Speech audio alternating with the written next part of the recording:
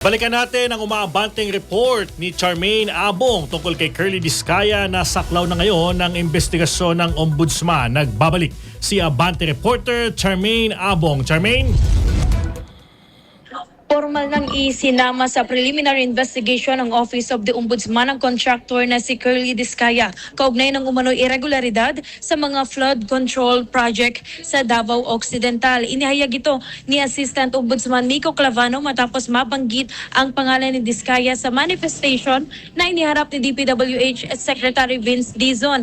Ayon sa mga isinumiteng sinumpaang salaysay, itinuturing umano si Discaya na beneficial owner at may umano'y control sa ilang kumpanyang konektado sa nasabing mga proyekto. Binigyan din ng Ombudsman na susundin ang wastong proseso at pagkakalooban si Discaya ng pagkakataong maisumite ang kanyang panig. Nauna nang nadawit ang kanyang asawa na si Sara Discaya sa umano'y 96.5 million pesos GOES flood control project sa Davao Occidental at kasalukuyang nakadetene sa Lapu-Lapu City Jail. Ako si Charmaine Abong, Abante.